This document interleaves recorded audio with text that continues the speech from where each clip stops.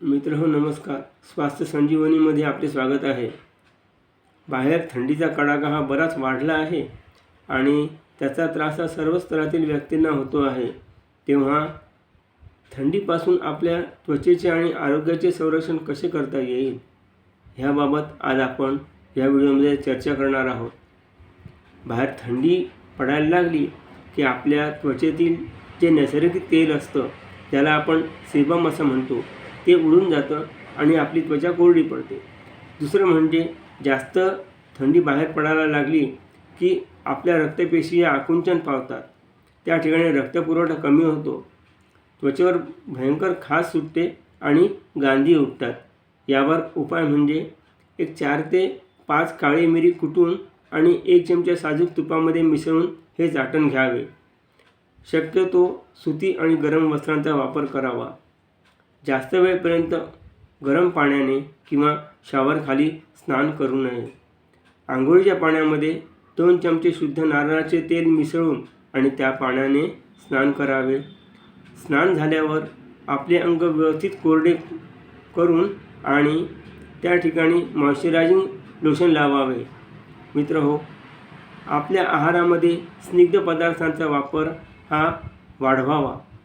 तसेच रात्री झोपण्यापूर्वी एक मटारच्या दाण्याएवढं दालचिनीचा तुकडा चगून आणि चावून खावा. अंगावर पुरेसे पांघरून घ्यावे. उठल्याबरोबर लगेच थंड हवेत जाऊ नये. मित्रांनो, या संदर्भात एक अनुभव मी आज आपल्याला सांगणार आहे, आपल्यासोबत शेअर करावा मला वाटतो आहे. कारण काही दिवसांपूर्वी माझ्याकडे एक महिला रुग्ण आली. त्यांना या थंडीचा त्रास खूप होत होता.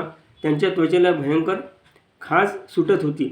तर त्यांनी आल्यावर मला असं सांगितलं की त्या अँटी ॲलर्जिक गोळ्या घेत आहेत 3-4 दिवसांपासून, पण तरीही पाहिजे तसा त्यांना फरक हा पडत नव्हता.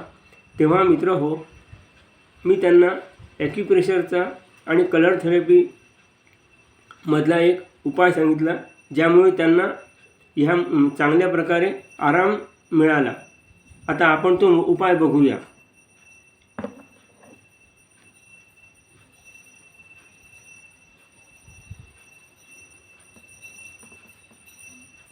मित्रहो, हा जो पॉईंट मार्क केलेला आहे हा डॉक्टर आर वॉल यांचा ॲलोपॅथिक ॲक्युप्रेशरचा ॲलर्जी डिजनरेशन मेरिडियनचा AD1B हा पॉईंट आहे. पहिले आपण याला हा ॲलर्जी मेरिडियनचा CMP पॉईंट आहे. याला आपण पहिले अशा प्रकारे जिमिनी स्टिम्युलेट करूया.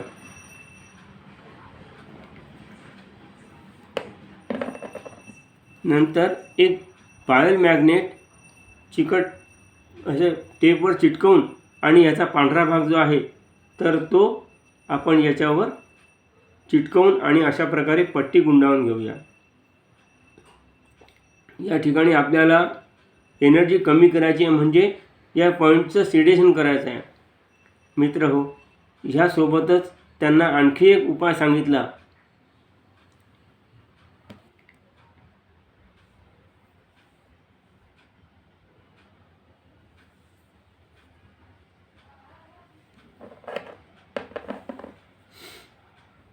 हा जो मधला जॉईंट आहे तर याच्यावर मी प्रथम जांभळ्या रंगाने हे वर्तुळ काढलं आहे आणि याच्यावर हिरव्या रंगाने.